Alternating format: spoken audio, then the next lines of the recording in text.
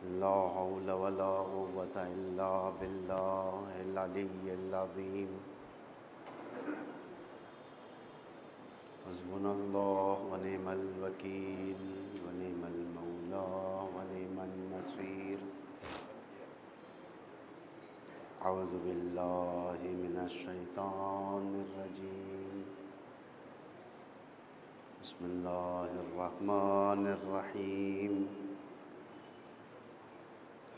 الحمد لله رب العالمين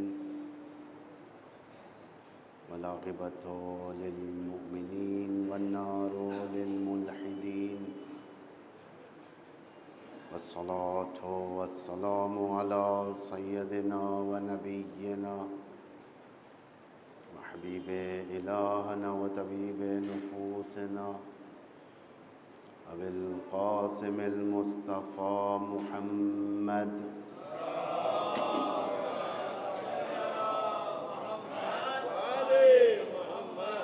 وعلى آله الطيبين الطاهرين المعصومين المظلومين الهداة المهديين والهماة المستضعفين لا سيما بقية الله في الأرضين ولعنة الله على أعدائهم من الآن إلى يوم الدين أما بعد فقد قال الله تبارك وتعالى بسم الله الرحمن الرحيم وإذ ابتلى إبراهيم ربه بكلمات فأتمهن قال إني جاعلك للناس إماما قال من ذريتي قال لا ينال عهد الظالمين صلوات بھیجی محمد والے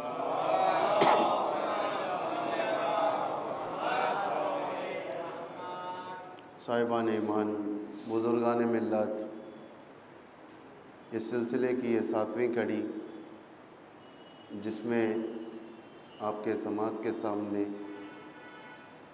جو موضوع ہم لے کر چل رہے ہیں یہ واضح ہے ولی خدا اور ہماری ذمہ داریاں ولی خدا کی طرف کہ ہمیں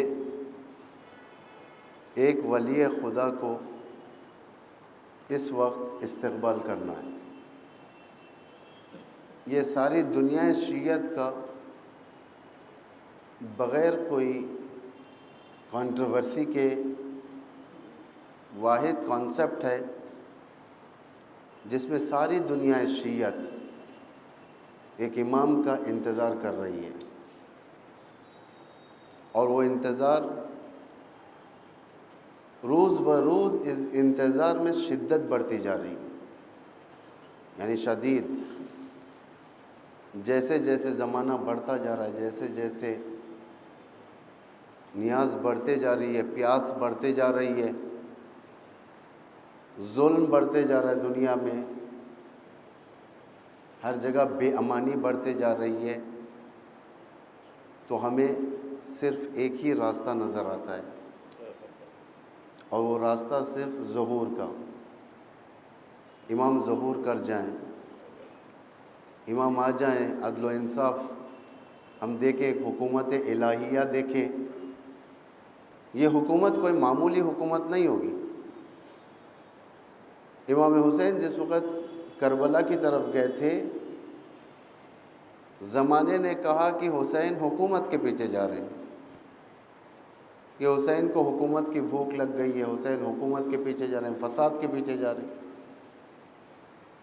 یہ عجیب خاندان رسالت کا فرد ہے۔ یہ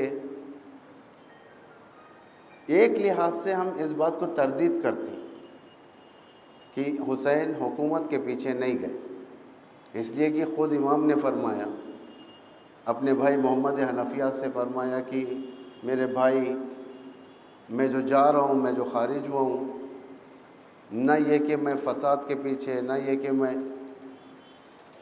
دنیا داری کے پیچھے یا حکومت کے پیچھے، بلکہ میرا ارادہ یہ ہے کہ میرے جد کی امت کی اصلاح کروں، امر بالمعروف کروں، نہیں انل منکر کروں۔ امام نے اپنا ارادہ بتایا، لیکن اس ارادے کے اندر حقیقتاً ایک حکومت پوشیدہ ہے، وہ حکومت الہیہ پوشیدہ ہے۔ اس ارادے کے اندر وہ حکومت پوشیدہ ہے جو حکومت آخر زمانے میں آنے والی ہے، ولو وہ حکومت 61 ہجری میں نہیں آئی۔ ہو سکتا ہے یہ حکومت، ہو سکتا ہے نہیں، یقیناً، جملہ میں واپس لیتا ہوں، ہو سکتا ہے کہ یقیناً وہ حکومت آپ کے فرزند کے ذریعے سے ہوگی، کہ جب ظہور فرمائیں گے دنیا میں عدل و انصاف، یعنی جو بنیاد امام حسین نے کربلا میں رکھی تھی، اس بنیاد کی اس کے اوپر ساختمان حکومت الہی کی بلڈنگ امام زمانہ کے ہاتھ میں ہوں گی۔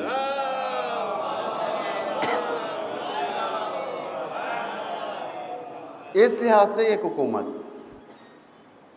ولی خدا حاکم ہوتا ہے، الہی حاکم ہوتا ہے، اللہ کی طرف سے منسوب۔ ولی خدا کو کوئی اپنی طرف سے منسوب نہیں کر سکتا، جیسا کہ میں نے پہلے کہا تھا آپ کے سامنے خلافت کے بارے میں، کیونکہ اس میں وہ مجمع بھی ہے جو 8 سے 9 جو ہمارا ٹائم تھا 5 دن تک، اس میں بہت ساری باتیں جو نئے مجمع کے سامنے چھوٹ گئی ہیں۔ ہو سکتا ہے وہ کنفیوز ہو جائیں کہ کہاں سے کہاں بات لگ رہی ہے، اسی لیے میں مجبور ہوں بعض باتوں کو یہاں پر بریف کرنا ضروری سمجھتا ہوں۔ حکومت الہی جو خلافت کا تعین، یعنی خلافت، خلیفہ، امام، یہ اللہ کی طرف سے ہوتا ہے، دنیا والے نہیں بنا سکتے اس کو، کیونکہ اسی آیت میں جسے میں نے عنوان کلام قرار دیا، اس میں کیا کہہ رہا ہے خدا؟ انی جاعلک للناس اماما، ابراہیم میں تمہیں لوگوں کا امام بناتا ہوں۔ امامت کا عہدہ حتیٰ انبیاء کے ہاتھ میں نہیں ہے، خدا کے ہاتھ میں۔ یہ ایک اسپیشلٹی ہے یہ اسلام کی، یہ دین کی، کہ ایسے شخص کو پروردگار لوگوں پر حاکم بناتا ہے جس میں 0% برائی ہو، یعنی برائی بالکل نہیں ہو، ورنہ آیے تطہیر کا مصداق نظر نہیں آئے گا۔ انما یرید اللہ لیذھب عنکم الرجس اہل البیت ویطہرکم تطہیرا۔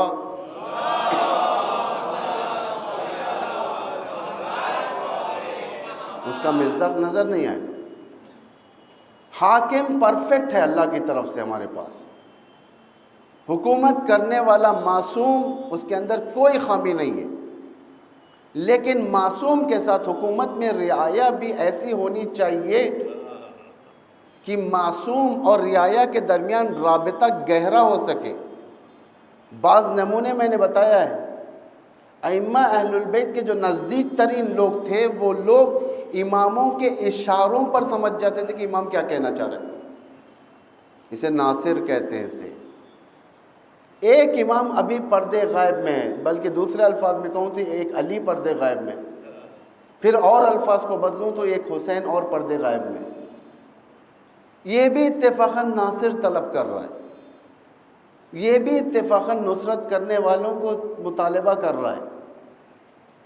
میں نے کل کہا تھا کہ امام حسین کے پاس سب سے زیادہ صحابی تھے، یعنی 71، کہ امام کے اوپر جان قربان کرنے والے صحابی کوئی معمولی نہیں تھے، تلوار لے کر گلے پر لگا چکے تھے لوگ۔ زہیر بن خین اسلامک ایسی فگر تھی ہے جو فراری فگر تھی ہے، یعنی فرار ہوتے تھے یہ امام حسین سے، یہ کوئی شیعہ نہیں تھے، یہ عثمانی مذہب کے تھے۔ یہ زہیر بن خین جو کربلا میں شہید ہوئے، امام حسین سے ان سے کوئی رابطہ نہیں تھا، یہ امام حسین سے دور رہا کرتے تھے، ان کے نظریے امام حسین کے نظریے کے خلاف تھے، اصلاً امام حسین کے ساتھ یہ بیٹھنا پسند نہیں کرتے تھے۔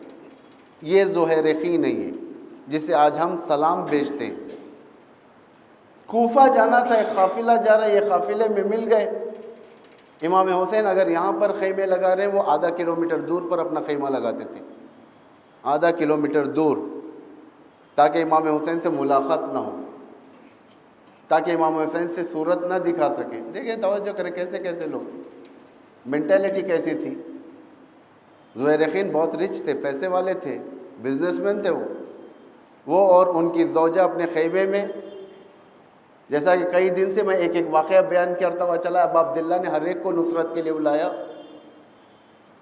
پیغام بھیجا, قاصد بھیجا گیا کہ جاؤ زہیرخین کو بھی میرے پاس بلا لیا. قاصد فوراً گھوڑے پر آیا دوڑتا ہوا, زہیرخین کے خیمے کے پاس آ گیا. کہنے لگا زہیرخین آپ کو ابا عبداللہ یاد فرما رہے ہیں, تشریف لائیے. زہیرخین بھی وہی جواب دیتا ہے جو عبید اللہ بن حر جوفی نے دیا ہے. کہا کہ مجھے ملاقات نہیں کرنی ہے, جا کر امام سے کہہ دو, آپ کے ابا عبداللہ سے کہہ دو کہ مجھے ملاقات نہیں کرنی ہے. یعنی یہ بتا رہا تھا کہ میری لائن اور ابا عبداللہ کی لائن ایک نہیں ہے. تاجر یہ سمجھتا ہے, یعنی زہیرخین یہ سمجھتا ہے امام حسین ٹوٹلی ریلیجیس, اور میں ایک بزنس مین ہونے کے ناطے میرے اندر تمام کوتاہیاں ہیں, میں امام کے ساتھ نہیں چل سکتا. یہ سب سے خراب مینٹیلٹی ہے یہ. اگر یہ مینٹیلٹی ہمارے اندر آ گئی پھر ہم امام کے ساتھ نہیں چل سکتے. ہم اس مینٹیلٹی کو دور کرنا پڑے گا. امام زہیرخین کے ذہن سے یہ مینٹیلٹی دور کرنا چاہتے ہیں, یہ فکر نکالنا چاہتے ہیں, احساس دلانا چاہتے ہیں کہ تیری تجارت حسین کے راستے سے جدا نہیں ہے, تیری زندگی حسین کے راستے سے جدا نہیں ہے, تیری ہر چیز زندگی کی حسین کے راستے سے جدا نہیں ہے. سیاست جدا نہیں ہے اسلام سے, اسلام سیاست سے جدا نہیں ہے. اسلام اور سیاست کو جدائی کا نعرہ دشمن نے ایک لاجک کے تحت نکالا تھا. اسلام کو جدا رکھو سیاست سے, سیاست کو اسلام میں نہ ملاؤ. امام صادق سے بنی عباس کہتے تھے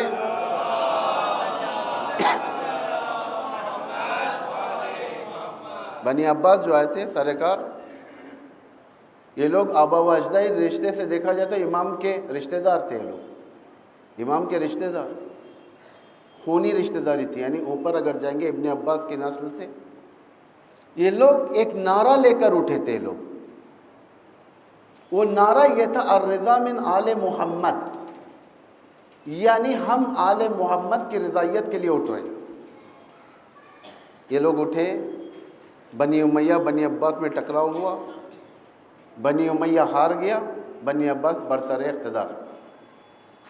پھر ان کی لاجک, حکومت کی لاجک بدل گئی, ان کی حکومتی زبان بدل گئی. اب جو الرضا من آل محمد تھا وہ یہاں پر نعرہ نہیں ہے, سلوگن یہاں پر نہیں ہے. اب انہوں نے امام کو کلیئر کر دیا کہ تم محراب دیکھو, ہم حکومت دیکھیں گے, کوئی ضرورت نہیں حکومت کے افیئرز میں دخل دینے کے لیے. یعنی اس طریقے کا. لیکن کربلا بتاتا ہے نہیں, حکومت اور اسلام دونوں ایک ہیں, جدا نہیں ہو سکتے. اب عبداللہ الحسین کا اب نعرہ دیکھیں, اگر یزید جیسا حاکم اسلام پر آ جائے, ایسے اسلام پر دور سے سلام. یعنی اسلام حکومت مانگ رہا ہے لیکن حکومت الہیہ مانگ رہا ہے. توجہ فرمائیں, یعنی بزنس جدا نہیں ہے اسلام سے. آپ یہ نہیں کہہ سکتے کہ میں بزنس مین ہوں, میرے سے اسلام سے کیا ربط ہے, میں صرف نماز پڑھوں چل جاؤں.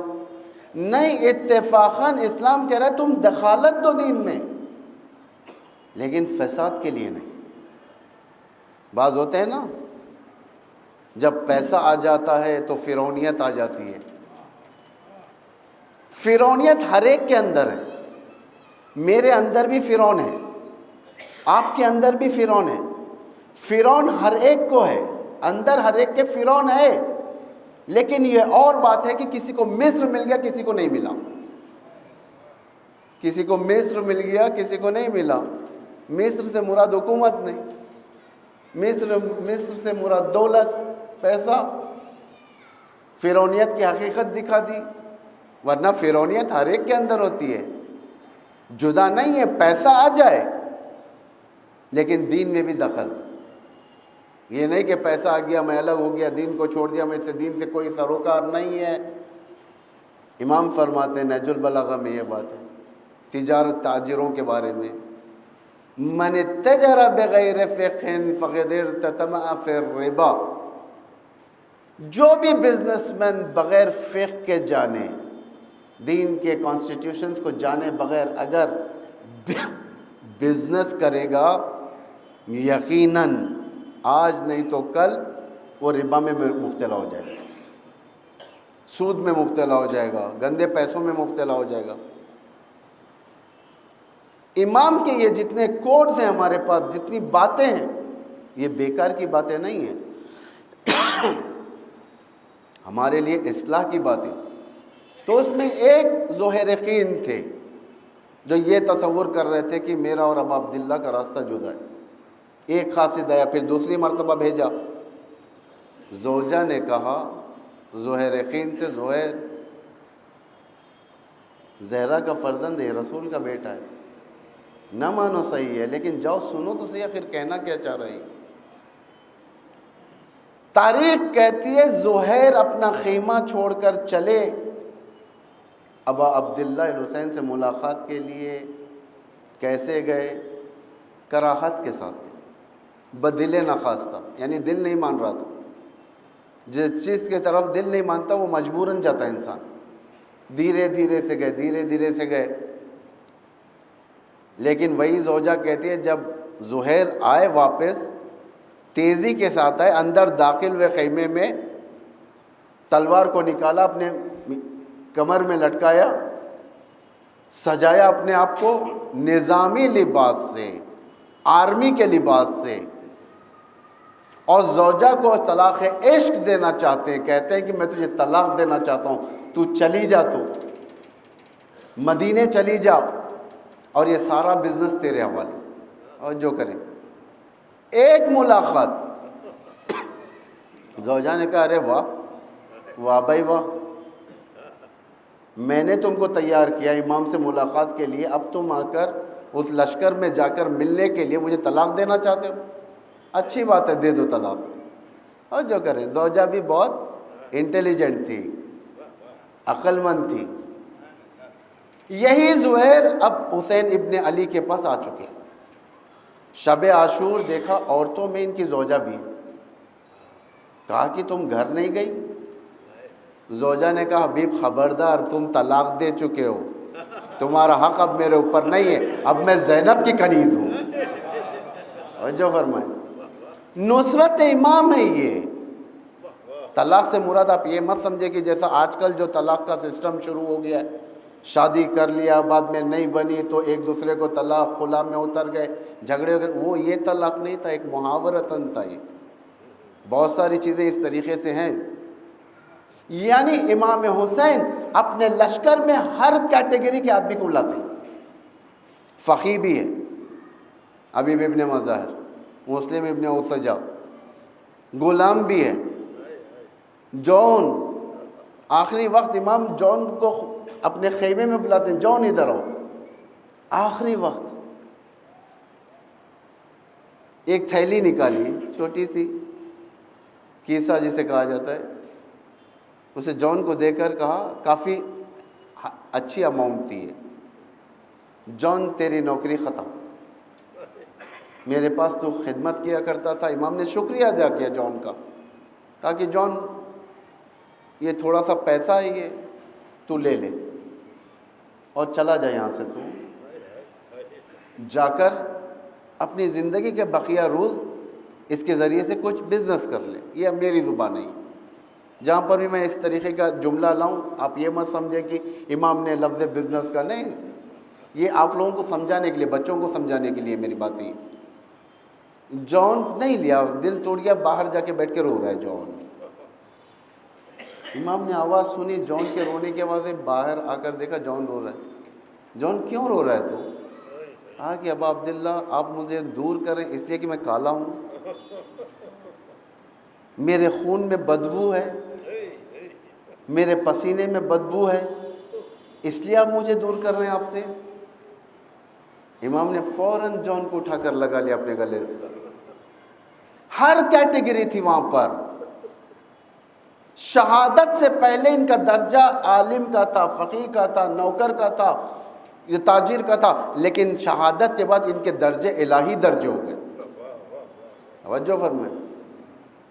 جان کے ساتھ ابا عبداللہ الحسین نے وہی عمل کیا جو اپنے علی اکبر کے ساتھ کیا.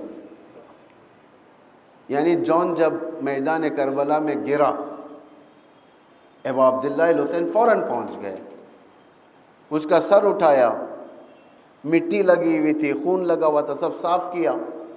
امام نے جان کے صورت سے سارا خون صاف کیا، دعا کی، اللہم بیض وجہ، پروردگار اس کے چہرے کو نورانی کر دے، وطہر ریح، پروردگار اس کی نکلنے والی بو کو خوشبودار کر دے. ایک ابا عبداللہ الحسین کی دعا جون کے لیے. سورت گری ہوئی تھی، جنگ کا ماحول تھا، ہر جگہ ضربے لگے ہوئے تھے، سورت پر، بدن پر، تلواروں کے، تیروں کے. اور جیسے ہی جون زمین پر گرا، کربلا کی خاک چہرے پر لگی ہوئی، مٹی ہر طرف. امام نے اسے اپنے ہاتھوں سے صاف کیا، اس کے کلے کو اپنے کلے سے لگایا. غلام اور مالک کا رشتہ اس طریقے سے سخت رشتہ ابو عبداللہ الحسین کے نزدیک، اس لیے کہ یہ کربلا کا غلام تھا. یہ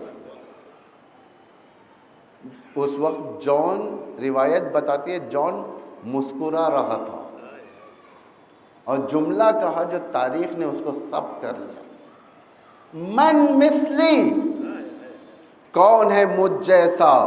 یعنی حسین نے اپنے کلے کو، اپنے رخسار کو اس کے رخسار سے لگا دیا. اب کون ہو سکتا ہے، کون ہو سکتا ہے اس جیسا، اس عظیم مرتبے پر پہنچنے والا. کربلا کے اندر ہر کوئی تھا. آپ یہ سمجھ رہے نان مسلمز نہیں تھے، نان مسلمز بھی تھے. عبداللہ بن وہب،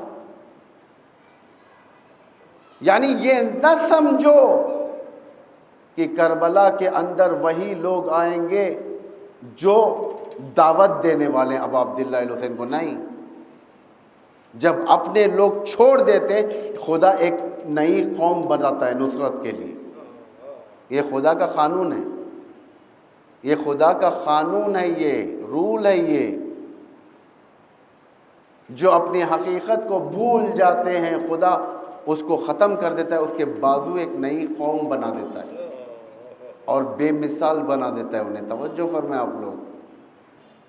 اسی لیے روزانہ تاکید کی گئی ہے، پروردگار سے دعا کرتے رہیں ہمارے ایمان کی سلامتی کے لیے روزانہ، کیونکہ یہ وہ دور کوئی معمولی دور نہیں ہے.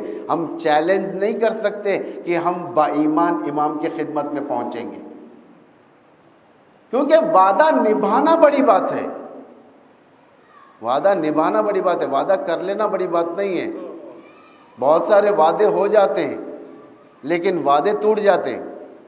نبھانا بڑی بات ہے. کسی نبی کا واقعہ ہے، ایک شخص اور وہ نبی دونوں کہیں جا رہے تھے. راستے میں اس آدمی نے کہا اللہ کے نبی سے، کسی نبی کا مجھے ذہن میں نہیں ہے کس نبی کا واقعہ ہے. اس نے کہا کہ آپ تھوڑی دیر یہاں پر رکیں، میں ایک ضروری کام نپٹ کر آ جاتا ہوں. اللہ کے نبی نے کہا اچھی بات، میں فلاں جگہ سائے میں ٹھہرتا ہوں، تم آ جاؤ. وہاں پر ٹھہر گیا. وہ شخص گیا،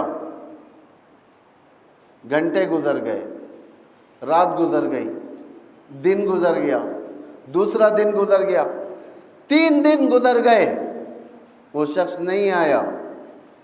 تیسرے چوتھے دن وہ اپنے کسی کام سے جا رہا تھا، دیکھا کہ اللہ کا نبی وہیں ٹھہرا ہوا ہے. وہ سمجھ رہا تھا کہ شاید کسی کام سے ٹھہرا ہوں. سوال کرتا ہے اللہ کے نبی آپ یہاں کیا کر رہے ہو، کیوں ٹھہرے ہو یہاں پر؟ اللہ کے نبی نے کہا تو نے وعدہ کیا تھا نا فوراً آنے کا. اس وقت وعدہ کیا، ابھی تک نہیں آیا، بھول گیا تھا. وعدہ کرنا بڑی بات نہیں ہے، وعدہ نبھانا بڑی بات ہے. وعدہ کرنا بڑی بات نہیں ہے، وعدہ نبھانا بڑی بات ہے. امیر المؤمنین نے وعدہ کیا تھا رسول اللہ سے، کس بات پر؟ مدینے میں آپ کی نصرت کروں گا. واقعہ مشہور ہے، یہ سنیں آپ، بڑا انفارمیٹو واقعہ ہے یہ. آپ دیکھیں دنیا نے امیر المومنین کے کیریکٹر پر بہت حملہ کیا ہے، بہت حملہ کیا امیر المومنین کے کیریکٹر پر. خلافت کے وقت، خلافت کے بعد جب کرٹیکل سچویشن تھی مدینے کی اس وقت، یہ میں جتنا پڑھ رہا ہوں تاریخ پڑھ رہا ہوں، آپ کو تاریخ میں مل جائے گا. حتیٰ خلافت کے وقت بھی بعض لوگوں نے کہا امیر المومنین سے کہ سب درست ہے، پیغمبر نے جو کچھ بھی غدیر میں کہا، لیکن آپ اس وقت کیپیبل نہیں ہیں خلافت کے لیے. کیوں؟ ایک تو آپ بہت ینگ ہیں، آپ کے لیے ابھی ٹائم ہے، بعد میں بھی آ سکتے آپ. دو، آپ کو بڑے اور بزرگ اور بچوں کی تمیز نہیں، آپ ہر ایک سے ملتے ہیں، آپ کے اندر روب نہیں ہے. ایلیگیشن، سلی ایلیگیشن ہیں سب. تیسرا یہ کہ آپ جتنے لوگ ہیں یہاں پر سب کے باپ دادا کے قاتل ہیں. آپ دیکھیں، میں آپ کو اس کا جواب دیتا ہوں. آپ دیکھیں، پیغمبر اکرم کو نبوت ملی، پیغمبر کو اللہ نے نبی بنایا، اسلام عام ہونے کا حکم دیا، جاؤ لوگوں کو دعوت دو اسلام کی طرف. پیغمبر آئے، اسلام کی طرف لوگوں کو دعوت دی. مکے والوں کو، مکے والوں نے کہا کہ تم دیوانے ہو، نعوذ باللہ. قرآن خود کہہ رہا ہے، اللہ کہہ رہا ہے کہ وما صاحبکم بمجنون، کہ تمہارا صاحب یعنی پیغمبر دیوانہ نہیں. پھر کہا ساحر ہو، تم جادوگر ہو، دیوانے ہو، شاعر ہو، نہ جانے کیا کیا الفاظ سے پیغمبر کو خطاب کیا. اذیتیں بھی کی، کانٹے بچائے، زخمی کیا، پیغمبر کو مارا، پتھر مارا، پیغمبر پہ خون بہتا تھا، سب چیز. یہ سب آپ لوگ جانتے ہیں. مجھے یہاں سے کام ہے. ایک دوسری قوم بھی آئی تھی وہاں پر، اس نے پیغمبر کی قدر کی. مدینے والے تھے یہ. آئے پیغمبر کے پاس، دیکھا کہ پیغمبر یہ تو اچھا بول رہا ہے، یہ کچھ الٹا سیدھا نہیں بول رہا ہے، ٹائم ویسٹ کرنے والا آدمی نہیں ہے یہ سلیوشن ہے ہمارے پرابلمز کا. یہ خانہ کعبہ کے پاس لوگوں کو بھیجا جاتا، روئی لگا دیا جاتا تھا کان میں، روئی کس کر لگایا جاتا تھا تاکہ پیغمبر کی تلاوت نہ سن سکے. یہ لوگ طواف کرتے تھے، نہیں سنتے تھے، چلے جاتے تھے. چند مدینے والوں نے کیا کیا، انہوں نے کہا کہ جب ہم یہاں تک آ چکے ہیں، آخر دیکھیں اس شخص بولنا کیا چاہ رہا ہے، سننے میں کیا جاتا ہے، نقصان ہے سننے میں. تھوڑی سی روئی ہلکی کی، نکالا، نغمے آسمانی، یہ آیات الہی کانوں میں داخل ہونے لگے، ان کے دل گرویدہ ہونے لگے، ان کے پیغمبر کی طرف جانے لگے. آیا بہت کچھ واقعے گزرے یہاں پر. انہوں نے چاہا کہ آپ مدینے آ جائیں. مدینے والوں نے پیغمبر کو مدینہ دعوت دیا. پیغمبر نے شرائط رکھی، یعنی ہماری زبان میں ایک ایگریمنٹ کی پیغمبر نے مدینے والوں سے. ایگریمنٹ سخت ایگریمنٹ ہے. کیا ایگریمنٹ تھی؟ یہ ولی اللہ کی نصرت کی ایگریمنٹ ہے. یہ اللہ کے ولی کی نصرت کی ایگریمنٹ، مدد کرنے کی ایگریمنٹ. ایگریمنٹ سخت، اس دور میں لوگوں کے لیے سخت تھا یہ. یعنی وعدہ کرنا بڑی بات ہے، وعدہ نبھا نہیں سکتے. لوگوں نے کہا کہ کیا شرائط ہیں آپ کے؟ پیغمبر نے کہا پہلی بات میری جان کی حفاظت، ولو اگر تمہیں جان دینی پڑے مجھے حفاظت کرنا ہے تمہیں. کیوں؟ اس لیے کہ اسلام پھیلانے کا مسئلہ تھا بھائی، اور دشمن زیادہ بڑھ رہے تھے. جو شخص حق کی طرف دعوت دیتا ہے، اللہ کی طرف دعوت دیتا ہے، اس کے دشمن زیادہ ہو جاتے ہیں. یہ ایک نیچرل ہے یہ. اس لیے کہ خدائی مشن لے کر آئے، حفاظت، سیکیورٹی بہت ضروری ہے. اللہ کا نبی ہے، سیکیورٹی کی ضرورت نہیں، یہ نہیں ہو سکتا، اس کے لیے بھی سیکیورٹی چاہیے. امام علی ابن ابی طالب نے اپنی ساری زندگی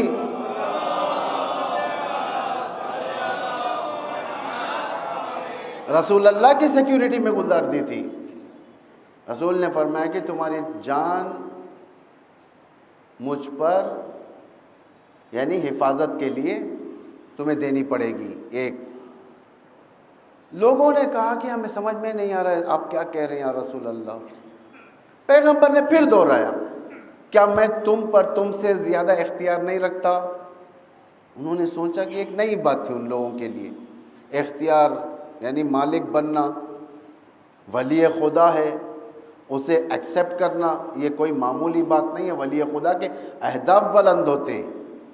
انہوں نے کہا ہاں آپ کا اختیار ہم پر زیادہ ہے، ہم سے زیادہ ہے، تمہاری جان سے زیادہ ہے، تمہارے مال سے زیادہ ہے، تمہارے اولاد سے زیادہ ہے۔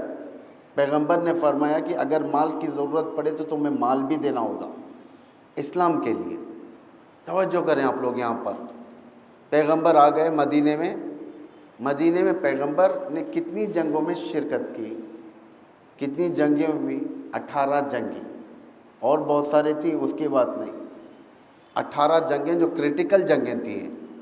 ابھی اسلام پوری طور سے سٹیبل نہیں ہوا تھا، یہ کریٹیکل جنگیں تھیں۔ 18 جنگوں میں پیغمبر نے کتنوں کو قتل کیا؟ انفارمیشن رکھیں آپ، 18 جنگوں میں پیغمبر نے صرف ایک کو قتل کیا۔ علی نے کتنوں کو قتل کیا؟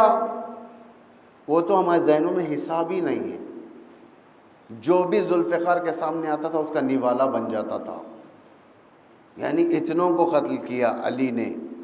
ہو گیا پیغمبر ایک، علی زیادہ۔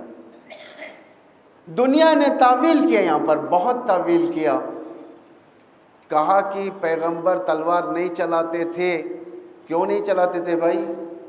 پیغمبر کو کیا تلوار چلانا نہیں آتا؟ پھر بادشاہ کیوں بنے ہو؟ نبی کے ساتھ بادشاہ بھی تھے، رسول کے ساتھ بادشاہ بھی تھے، اور بادشاہ کی ایک علامت یہ ہو تلوار چلانا جاننا چاہیے۔ تلوار نہیں چلاتے تھے۔ کیوں نہیں چلاتے تھے؟ دنیا نے کہا کہ وہ رحمت للعالمین ہے، عالمین کے رحمت۔ پھر اس کا مطلب علی ابن ابی طالب غضب للعالمین ہے، یعنی عالمین کے لیے غضب۔ نبی رحمت، علی غضب، یہ غلط، یہ اصلاً استدلال غلط ہے۔ یہ یاد رکھیں، اگر رسول رحمت للعالمین ہے، علی بھی رحمت للعالمین ہے، کیونکہ نفس رسول ہے۔ ہندوستان میں ایک شیعہ بادشاہ گزرے، اب مجھے یہ نہیں معلوم کہ یہ حیدرآباد کے نظام کا واقعہ ہے یا آپ کے لکھنؤ سائڈ کے کسی بادشاہ جو شیعہ بادشاہ گزرے ان کا واقعہ ہے۔ تو یہ ہمیشہ ہماری عادت ہے، ہندوستانیوں کی عادت ہے یہ، ہم ہر امام کا جب نام آتا ہے صلوات پڑھتے ہیں زور سے۔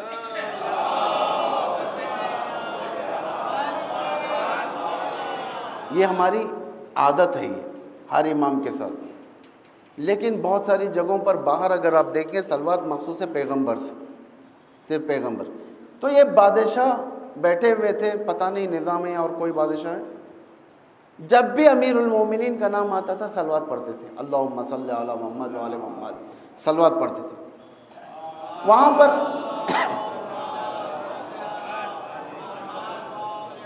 بعض نان شیعاز بھی تھے، تو انہیں ذرا عجیب لگا، انہوں نے بڑھ کر اس بادشاہ سے سوال کیا، حاکم سے، کہ آپ یہ بتائیں، آپ قرآن میں جو حکم ہے درود پڑھنے کا وہ صرف پیغمبر کے لیے، کون سی آیت؟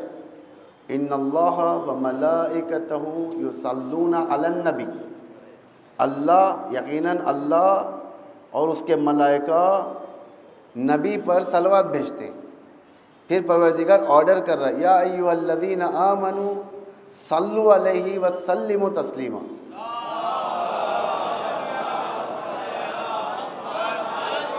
اے ایمان لانے والو، تم بھی صلوات بھیجو، ان پر سلام بھیجو اور ان کے سامنے تسلیم ہو جاؤ۔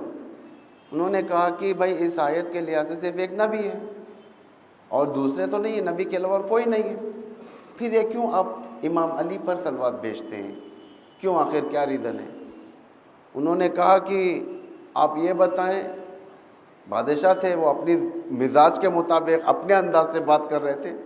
اب میں اس انداز کو ریپیٹ تو نہیں کر سکتا، آپ لوگ اپنے ذہنوں میں سکیچ کر لیں، اس کو ایک تصویر بنا لیں، ایک فلم بنا لیں، سوچیں بادشاہ بیٹا کیسے بات کر رہا ہے وہ۔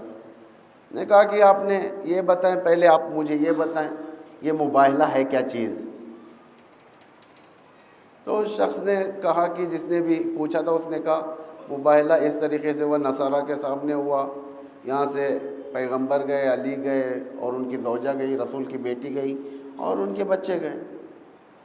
قرآن کی آیت سنانے لگے، ابناءنا و ابناءکم، نساءنا و نساءکم، انفسنا و انفسکم۔ ابنانا سے مراد کیا یہاں پر؟ تو اس شخص نے کہا کہ ابنانا یعنی فرزند یہاں پر کون گیا؟ کہا کہ حسن اور حسین۔ جانتے ہو، تسلیم کرتے ہو اس بات کو؟ ہاں کرتے ہیں ہم اس بات کو۔ نسانا میں کون گیا؟ کہا کہ آپ کی بیٹی گئی، فاطمہ زہرا سلام اللہ علیہ گئی۔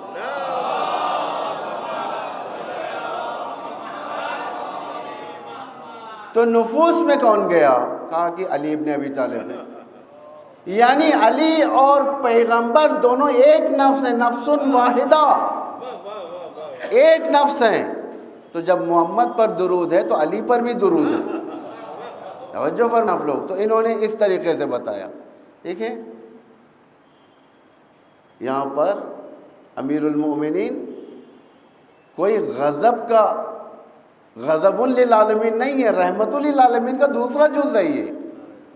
رسول نے فرمایا میں اور علی دونوں اس امت کے باپ ہیں۔ باپ کا ایک بڑا درجہ ہوتا ہے یہ۔ اب آپ سنیں، ہمارے جوان بچوں کے ذہن میں جب یہ بات سوال کیا جاتا ہے، سوال سوچنے پر مجبور ہو جاتا ہے انسان۔ بھائی واقعاً رحمت للعالمین رسول اللہ نے صرف ایک جان لی، وہ بھی دیکھیں کب لی تھی؟ جنگ احد میں۔ جنگ احد ایک کریٹیکل سٹیج آ چکا تھا، پیغمبر اکیلا رہ چکا تھا، کوئی نہیں تھا۔ 60 آدمیوں کو تلے پر ٹھہرایا گیا پہاڑی پر، جنگ جیتی گئی تھی، یہ سب سمجھے کہ جنگ ختم ہو گئی، بھاگ کر رہے یہ لوگ غنیمت جمع کرنے کے لیے۔ پیچھے سے دشمن حملہ کیا، پیغمبر نرغ ادا میں، دھول اڑ رہی تھی اور کافی ایک دوسرے کو دکھائی نہیں دے رہے تھے۔ اس وقت پیغمبر تلوار نکالے اپنا ڈیفینڈ کرنے کے لیے، اس ڈیفینڈ میں ایک آدمی مر گیا۔ بخواستہ پیغمبر نے نہیں مارا، بخواستہ پیغمبر نے اپنی مرضی سے کسی کو قتل نہیں کیا۔ بچے کے ذہن میں سوال آتا ہے کہ یقیناً امیر المومنین نے اتنا قتل کیوں کیا؟ جو لوگ آج اعتراض کرتے ہیں، یعنی تاریخ میں اعتراض ہوا علی ہر ایک کے قاتل، حتیٰ کربلا میں ایک پرفیکٹ نعرہ ان کی زبان پر تھا۔ امام حسین نے پوچھا کہ مجھے کیوں قتل کرنے آئے ہو؟ امام سے کہا کہ تمہارے سے کوئی دشمنی نہیں، بغضاً لابیک، تمہارے باپ کی دشمنی میں ہے۔ ایک دوسرا، شام میں امام زین العابدین کو کھینچتے ہوئے لے کر گئے، لے جانے کے بعد یہودیوں کے محلے میں، نصرانیوں کے محلے میں ٹھہرا کر اس کو پہچانو کون ہے بھائی؟ کہ یہ وہی اسی کی اولاد ہے جس کے دادا نے تمہارے باپ داداؤں کو قتل کیا تھا۔ ریونج لینے کا ایک طریقہ، یہ بہت زمانے کے ذہن میں ڈالا گیا تھا۔ اسلام علی کی تلوار سے پھیلی ہے۔ خدا کی قسم علی کو محدود کیا یہاں پر ایک اس نگاہ سے، جس طریقے سے آج بعض چھوٹے ذہن والے کہتے ہیں کہ امام زمان آنے کے بعد ایک دوسرے کو قتل کریں گے، دنیا میں صرف قتل ہوں گا، ماریں گے، قتل دیں گے۔ امام نعوذ باللہ جلاد ہے، امام رسول اللہ کا بیٹا ہے، وہ بھلا قتل کیوں کرے گا؟ اگر قتل سب کو کر دے گا، حکومت کس پر کرے گا؟ کیا صرف چند شیعوں پر؟ نہیں، ایسا نہیں ہے۔ امام آنے کے بعد وہی حکومت ہوگی جو رسول کے دور کی حکومت تھی، جس کے بارے میں آیت گواہی دے رہی وَيَدْخُلُونَ فِي دِينِ اللَّهِ أَفْوَاجًا۔ اس وقت فوج در فوج یعنی فوج ایک بڑی تعداد دین میں داخل ہوں گی، امام سے بیعت کریں گے باقاعدہ۔ پھر اس کے بعد حکومت جو بالکل کسی چیز کا نہیں رہا اس کو امام قتل کریں گے۔ مثلا وہ لکڑی نہ جو درخت میں رہنے کی قابل، نہ پتہ دینے کی قابل اور نہ کسی کام کے قابل ہوتی ہے، اس لکڑی کو اٹھا کر جلا دیا جاتا ہے۔ یہ مثال ہے نا، مشہور مثال ہے۔ بھائی ایک لکڑی، بعض کرافٹنگ کے لکڑیاں ہوتی ہیں، کرافٹ کر کے جا کر لگا دیتے ہیں، ایک نیا درخت نکلتا ہے، نیا پودا نکلتا ہے۔ وہ لکڑیاں جو درخت سے گرتی ہیں، جو کسی کام کی نہیں ہوتی ہیں، لوگ اسے اٹھا کر لے کر جاتے ہیں، اپنے چولہے میں رکھ کر جلا دیتے ہیں۔ یعنی امام آخر ان لوگوں کو قتل کریں گے جو ابو جہل ترین ہوں گے۔ توجہ فرمائیں آپ لوگ، ابو جہل ترین۔ اب امام نے جو اتنی تلواریں چلائی، جو زمانے نے بدنام کیا کہ علی صرف قتل کیا کرتے تھے، آئیں خود علی کے سٹیٹمنٹ سے دیکھیں کیوں قتل کرتے تھے۔ امام فرماتے ہیں مکہ چھوڑ کر مدینہ آنے سے پہلے میں نے اپنے رسول کے ہاتھوں پر وعدہ کیا تھا، جو وعدہ لیا تھا رسول نے مدینے والوں سے، تم میری حفاظت کرو گے۔ اس وقت علی بھی بڑھ کر وعدے کو، یعنی وعدے پر وفا کرنے کے لیے وعدہ کرتے، وعدہ فرماتے امام، فرماتے یا رسول اللہ میں آپ کی مدد کروں گا۔ امام رسول رحمت لوگوں سے وعدہ لے رہا ہے کہ تم ولایت کی حفاظت کرو گے، ولو اس ولایت کی حفاظت تمہاری جان کی قیمت ہی کیوں نہ ہو۔ امام فرماتے ہیں میں اس کو پورا کروں گا۔ لیکن مدینے آئے، وعدہ کرنے والے ایک زمانے تک وعدے پر رہے۔ نئی جھاڑو اچھی جھاڑی جاتی ہے، ایک نئی چیز ہوتی ہے اچھا چلتا ہے، اس کے بعد ذرا پرانا ہو جائے اصلیت پر آ جاتا ہے انسان۔ وعدہ تو کیا تھا لیکن وعدہ نبی کے ساتھ نہیں نبھایا۔ علی نے دیکھا کہ ایک نبی، اللہ کا ولی خدا اکیلا، اور ڈیفینڈ کرنے والا ولی خدا سے کوئی نہیں، اپنے سینے کو دشمنوں کے سامنے رکھ کر قتل کیا۔ پیغمبر کیوں نہیں قتل کر رہے تھے؟ اس لیے کہ خود پیغمبر کو ڈیفینڈ کرنے کا مسئلہ تھا۔ یہ ایک انسان اگر کسی سے ڈیفینڈ کرے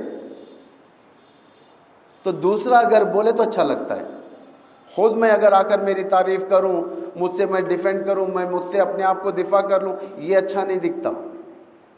پیغمبر اپنی دفاع تھی، پیغمبر کی دفاع تھی، اور یہ دفاع علی کے ہاتھوں سے اچھی لگ رہی تھی، اس لیے علی جو بھی سامنے آتا تھا پیغمبر پر حملہ کرنے کے لیے، اور جتنی جنگیں ہوئی تھی یہ ساری کی ساری جنگیں صرف اور صرف پیغمبر کو قتل کرنے کی جنگیں تھیں۔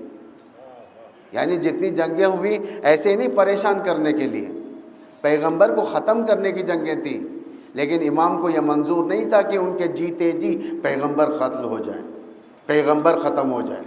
یہ نہضت ولی خدا کی حفاظت کی نہضت اس زمانے میں بہت ضروری ہے۔ ولی خدا کی حفاظت کی نہضت، ہم لوگ کیا کہتے ہیں؟ اللہ جل کہتے ہیں نا، انتظار کرتے ہیں ہم لوگ کس کا؟ امام زمانہ۔ یقیناً حق ہے کہنے کا ہر روز انتظار بمعرفت ہو، انتظار بمعرفت امام کے لشکر کے ساتھ، جیسا ہم زیارت میں پڑھتے ہیں، میں نے پہلے بھی پڑھا تھا، دعا عہد میں آپ نے پڑھا ہے اللہم ان حال بینی و بینہ الموت، یہ دعا عہد ہے، روزانہ ہم لوگ پڑھتے ہیں، شیعوں میں رائج ہے یہ دعا، اللہم ان حال بینی و بینہ الموت الذی جعلتہ علی عبادک حتما مقضیہ۔ پروردگار اگر میرے اور اس امام بزرگوار کے بیچ میں موت حائل ہو جائے جو تیری حتمی ہے، قضا ہے، یہ جو تو نے حتمی قرار دیا ہے، فاخرجنی من قبری، مجھے قبر سے نکال دوبارہ، یعنی دوبارہ زندہ کر، دوبارہ اٹھا امام کی نصرت کے لیے۔ یعنی یہ دل میں جذبہ، پھر کیا ہوا؟ انسان مر گیا، قبر میں دفن، بہت سارے لوگ قبر میں دفن ہو گئے، مرے ہوئے، بہت سارے لوگ دعائیت پڑھنے والے مرے ہوئے قبرستان میں۔ جب امام کا ظہور ہوگا یہ لوگ وادی الصلاح میں ہوں گے، ندا دی جائے گی، یا فلانی قد ظہر صاحبک، اے فلانی جس کا تو انتظار کر رہا تھا وہ ظہور کر گیا، مدد کو جائے۔ یعنی مدد، ناصر سب سے بڑا ٹارگٹ ہے ہمارا، ناصر بننا۔ ویسے تو منصور سب ہے، منصور سب ہے، نان مسلم بھی منصور ہے۔ نان مسلم علی اصغر کے نام پر دودھ لا کر دیتا ہے، منت مانگ کر جاتا ہے نا۔ تمام ہندو ہو، کرسچن ہو، یہود ہو، نصارہ ہو، ارمنی ہو، بہت ساری جگہوں پر ایران میں بعض جگہ ایسے ہیں جہاں پر ارمنی ابو عبداللہ الحسین کا جلوس نکالتے ہیں، ارمنی، نان مسلمز، ارمنی۔ اہل سنت کے نزدیک امام حسین کا ایک عقیدہ ہے ابو عبداللہ الحسین کے بارے میں، ہر کوئی منصور ہے۔ یعنی مدد چاہتا ہے ہر کوئی. یعنی ایک لا کر پھول باندھے گا علم کو، یہ پھول باندھ رہا ہے کچھ منت کے لیے، کچھ نذر کر رہا ہے منت کے لیے تاکہ یہ میری منت پوری ہو جائے. پانی پلا رہا ہے منت کے لیے تاکہ میری منت پوری ہو جائے. یہ منصور ہے، یہ خود مدد طلب کر رہا ہے. امام ناصر چاہتا ہے تاکہ امام کی مدد کرے. یہ زیارت عاشورہ کی بات ہے. وجعلنی مع امام منصور، یہاں پر امام منصور ہے کہ پروردگار مجھے امام منصور کے ساتھ قرار دے. امام منصور یعنی جو امام ہم سے مدد طلب کر رہا ہے. امام نے یہ نہیں کہا کربلا میں آؤ ابھی میں زندہ ہوں، تم جو تمہاری نظر ہے میں پوری کر دیتا ہوں. امام نے کہا اس وقت حل من ناصر، ہے کوئی میری مدد کرنے والا جو میری مدد کرے. 2 دن پہلے میں نے اس بات کو کہا تھا. ایک عالم بزرگوار کربلا پہنچے، وہاں بیٹھے ہوئے تھے، 6 بجے کا وقت تھا، 2 یا کل کی بات تھی. گھنٹی بجی، 1 گھنٹی 2 گھنٹی 3 گھنٹی، لیکن وہ گھنٹی سنائی نہیں دے رہی ہے. امام حسین کے اس حرم سے آواز آ رہی ہے، گھڑی سے آواز آ رہی ہے، حل من ناصر حل من ناصر حل من ناصر. اسی وقت ابو الفضل عباس کے حرم میں بھی گھنٹی بج رہی ہے، وہاں سے آواز آ رہی ہے لبیک لبیک لبیک. یہ امام ہر گھنٹہ ناصر مانگ رہا ہے.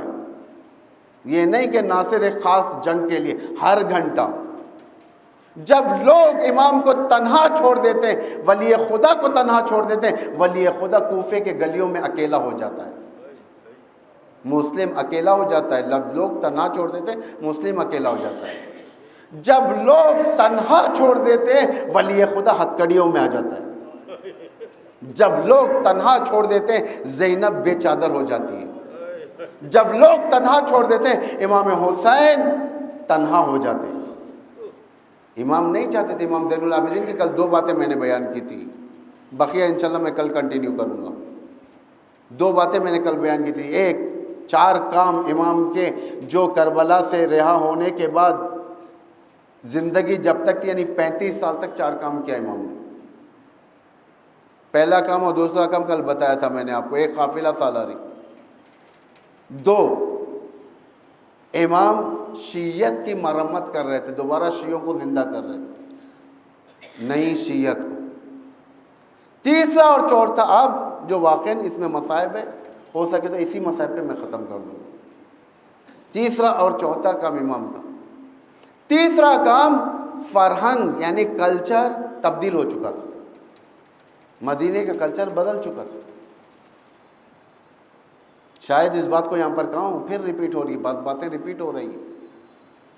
کوئی بد نہیں ہے، یہ ریپیٹ کرنا کوئی بد نہیں ہے، اچھی چیز ہے، ذہن میں بیٹھتی ہے. کلچر بدل چکا تھا. کلچر کیا کلچر تھا؟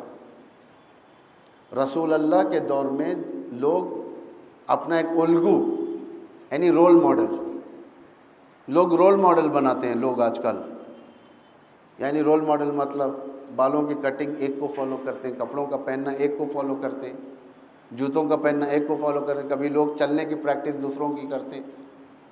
عورتیں اپنا ایک رول ماڈل رکھتی ہے، مرد اپنا ایک رول ماڈل رکھتا ہے، ہر طریقے سے اپنا ایک خاص رول ماڈل.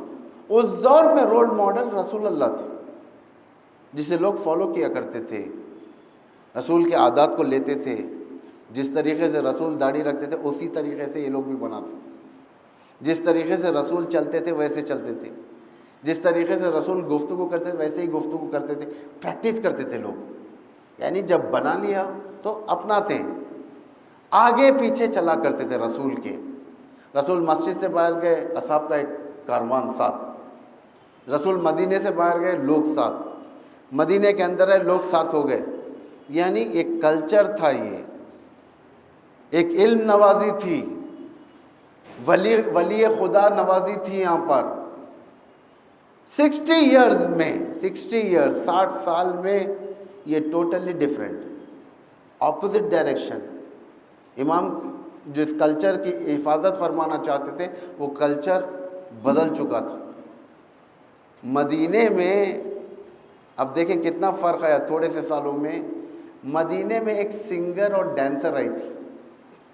سنگر اور ڈانسر، عورت، گلوکار، ناچنے والی. لوگ سینکڑوں کی تعداد میں اس کے ساتھ. یعنی ڈانسر کسے؟ آپ لوگ جانتے ہیں اس 21 سینچری کے ذہنوں کو ان کے بارے میں تعویل کرنا کوئی بڑی بات نہیں ہے. یہ آپ لوگ سمجھتے ہیں کہ ان کی پبلسٹی کیسی ہوتی ہے، میڈیا کا رول اس میں کیا ہوتا ہے، اس کے اندر کتنا اچھالا جاتا ہے، کتنا پیپروں میں فیملیئر کیا جاتا ہے انہیں، کتنا پیسہ ان کے پیچھے خرچ ہوتا ہے. امام زین العابدین کے دور میں مدینے میں یہ ہو رہا تھا. یعنی کلچر عوض ہو گیا. وہ سنگر، وہ ڈانسر مدینے سے مکہ گئی، چھوڑنے کے لیے لوگ گئے. جب مکے سے واپس مدینہ آئی، یہ ایک ہجوم اس کے استقبال کو گیا. دوسری طرف فرزند رسول آ رہا ہے، ایک آدمی سلام کرنے والا نہیں. یعنی کیا مطلب ہے؟ ہم لوگ افسوس کر رہے ہیں ہم بیٹھ جا کر، فرہنگ مر چکا تھا. ایک ڈانسر کے ہاتھ میں اتنی طاقت ہے کہ ولی خدا سے تمہیں دور کر سکتی ہے. آپ صرف یہ نہ دیکھو 65 ہجری کے بعد کیا ہوا وہاں پر، آپ 21 ہجری میں دیکھو، اس دور کی تاریخ لو، اپنے دور میں کیلکولیٹ کرو. آج ایک کیبل ٹی وی آپ کے بچوں کو ولی خدا سے دور کر سکتا ہے. ایک گلوکار، ایک ناچنے والا یا ایک ناچنے والی بچوں کو ولی خدا سے دور کر سکتی ہے. یعنی صرف سلام علیک کر لینا وہ نہیں ہے ولی خدا کی نصرت. ورنہ اس دور میں بہت سے لوگ السلام علیکم ابن رسول اللہ کہہ کر جاتے تھے. احساس بھی نہیں تھا ولایت خدا کا، احساس بھی نہیں تھا. ایسے دور میں امام نزدیک ہے، لیکن لوگ امام سے غافل ہیں. امام ہر چیز جانتا ہے. یہ لوگ امام سے دور ہو چکے تھے، گلوکار کے پیچھے جاتے تھے، ڈانسر کے پیچھے جاتے تھے، لیکن امام کے استقبال کے لیے کوئی نہیں تھا. امام سمجھ گئے کلچر مر چکا ہے، اسلامک کلچر مر چکا ہے، اب دوبارہ زندہ کرنا ہے کلچر. یہ کام یہ تھا. اس طریقے سے اور بہت ساری مثالیں بولوں تو وقت نہیں ہے. اگر میں اس کے اوپر روشنی ڈالوں تو کافی طولانی ہو جائے گا، بہت طولانی ہو جائے گا. کس طریقے سے کلچر کو مارا گیا تھا، یزید نے کتنا ایکٹیو رول ادا کیا کلچر کو مارنے کے لیے. ایک اور واقعہ میں بیان کرتا ہوں، پھر امام کا چوتھا کام بیان کروں گا. یزید کو معاویہ نے ایک ماموریت پر بھیجا، ایک آپریشن پر، جنگی آپریشن پر. جوان تھا یزید، بھیجا. ایک جس جگہ پر گئے وہ لوگ ٹینٹس لگا چکے تھے، ٹینٹس. یزید گندا تھا. یہ منبر اجازت نہیں دیتا کہ اس کی گندگی کو ہم اس جگہ سے بیان کریں، پاک جگہوں سے. آپ لوگ جانتے ہیں کہ یزید کتنا پلید تھا. وہاں پر بھی اس خیمے کے اندر ناچنے والیاں ناچ رہی تھیں. یہ شراب کے مستی میں تھا. اذان کا وقت ہوا. جیسے اذان مؤذن شروع کر رہا ہے، یزید نے ناچنے والیوں سے کہا کہ اپنے گھنگروؤں کی آواز اتنی تیز کر دو کہ اذان کی آواز کان میں نہ جائے. یہ ایک آئیڈیالوجی بن گئی یزید کی اب اس دور میں. آج ٹیلی ویژن کا آواز اذان کی آواز پر غالب آ جاتا ہے. آج میوزک کی آواز اذان کے اوپر آواز پر غالب آ جاتے ہیں. آج ہیڈ فون اور ایئر فون کی آواز اذان کی آواز کو اندر جانے نہیں دیتے.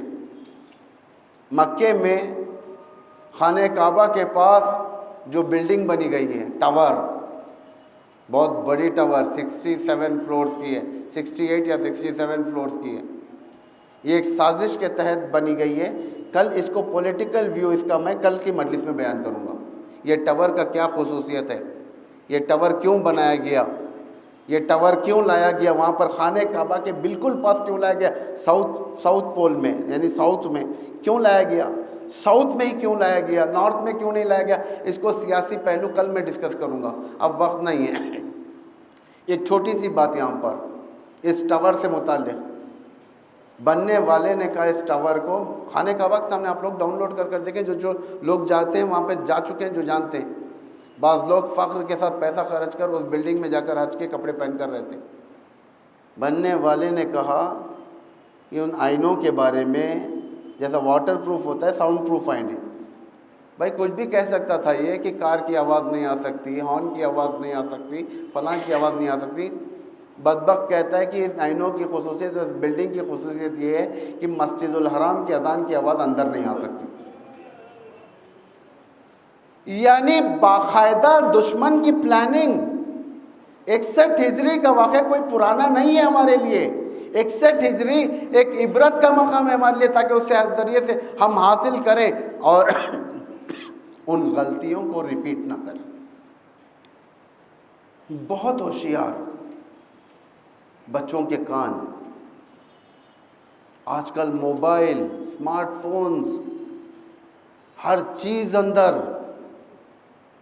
اب باپ کے اختیار میں نہیں ہے کہ واچ کریں بچہ کیا دیکھ رہا ہے۔ ٹیلی ویژن، پہلے زمانہ تھا ٹیلی ویژن سامنے بیٹھ کر دیکھتا تھا، ماں باپ پیچھے سے نوٹ کرتے کیا دیکھ رہا ہے۔ اب زمانہ یہ ہے بستر پر چادر اوڑھ کر اندر ٹیب یا ٹیلی فون میں اپنا کام چل رہا ہے۔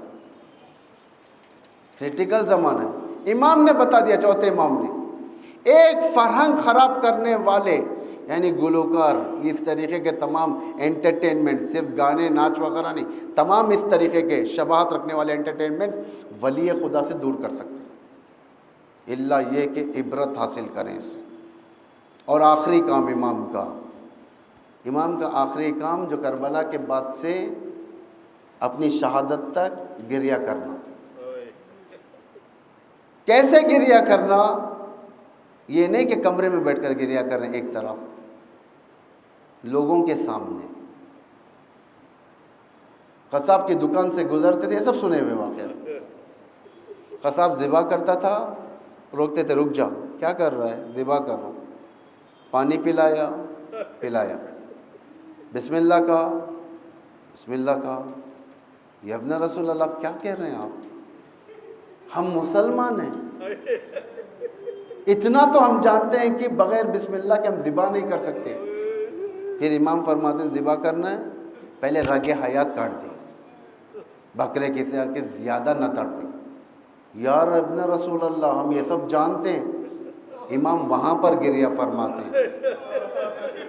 قصاب پوچھتا ہے کہ ابن رسول اللہ آپ کیوں گریہ فرما رہے ہیں؟ کتنا خوش نصیب بکرا ہے یہ، کتنا خوش نصیب دمبا ہے یہ، اس کو پانی ملا، اس کو فوراً ذبح کر دیا گیا، لیکن میرا بابا کربلا کے میدان میں بھوکا اور پیاسا ذبح کیا گیا۔ ساری رگیں پہلے کٹی، رگ حیات بعد میں کٹی۔ ایک غریب آیا، باہر سے غریب الوطن ہے، باہر کا آدمی تھا، امام کے پاس آ گیا، آ کر کہنے لگے ابن رسول اللہ میں باہر سے ہوں، غریب الوطن ہوں، میں غریب ہوں، مسکین۔ امام نے کہا تو مسکین ہے، غریب ہے تو؟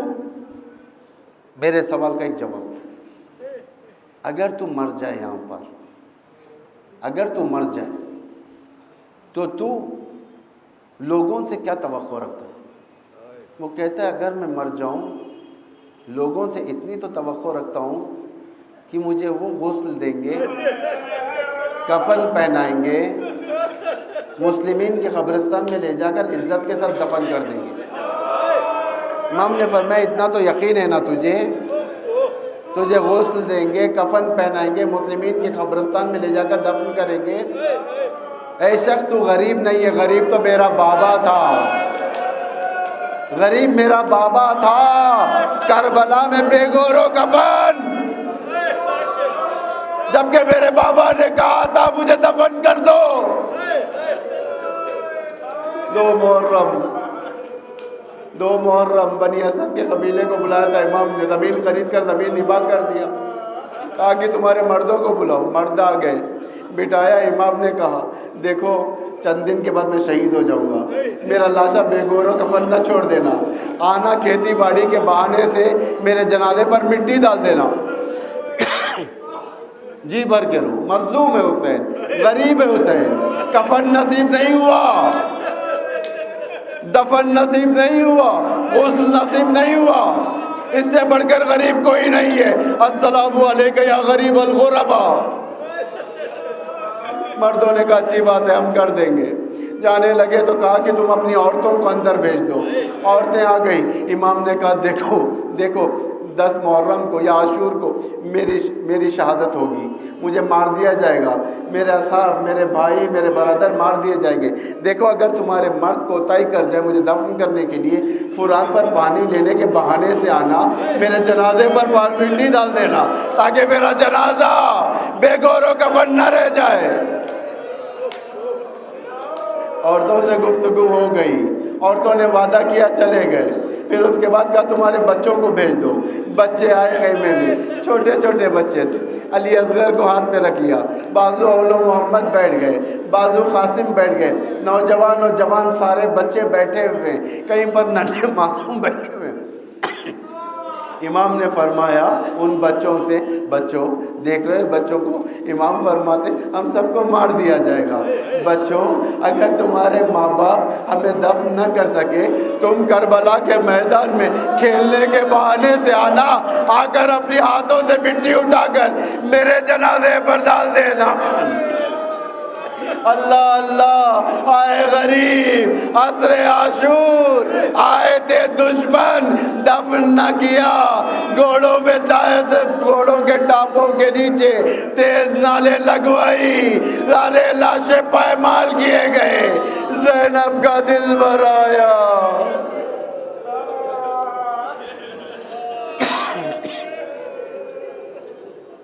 لعنت اللہ علی القوم الظالمین, سیعلم الذین ظلموا ای منقلب ینقلبون. خداوند اسلام و مسلمین کی حمایت و نصرت فرما. خداوند جہاں جہاں بھی مومنین و مومنات ہیں ان کی جان مال عزت آبرو کی حفاظت فرما. پروردگار از بات مقدس عالیہ, کربلا, نجف, سامرا, کاظمین, زینبیہ, شام, پروردگار جہاں جہاں بھی روضہ ہے مقدس ہے, پروردگار ان سب کی حفاظت فرما. داعش, طالبان, القاعدہ, النصرہ, بوکو حرم, پروردگار ان جیسے تمام تنظیموں کو, نجس تنظیموں کو پروردگار نیست و نابود فرما. آل سعود اور آل یہود کو نیست و نابود فرما. خداوندہ شیعت کو روز بروز طاقت عطا فرما. پرچم اسلام کو روز بروز سرفرازی و کامیابی عطا فرما. پرچم کفر و نفاق کو روز بروز سرنگون فرما. پروردگار ہمارے جوانوں کے عقائد کی حفاظت فرما. پروردگار علماء اعلام, طلاب دینیہ, مراجع, تمام مراجع تقلید, بالخصوص ولی امر مسلمین حضرت آیت اللہ العظمہ خامنہئی کو طول عمر عطا فرما. بار الہا ولی امر مسلمین کا سایہ امام زمان ارواحنا لہ الفدا کے ظہور تک طولانی فرما. ان کے دست مبارک سے دشمنان اسلام کو نیست و نابود فرما. بار الہا منتقم خون حسین امام زمان ارواحنا لہ الفدا کے ظہور میں تعجیل فرما. ہم کو ان کے اعوان و انصار میں قرار فرما. ماتم حسین.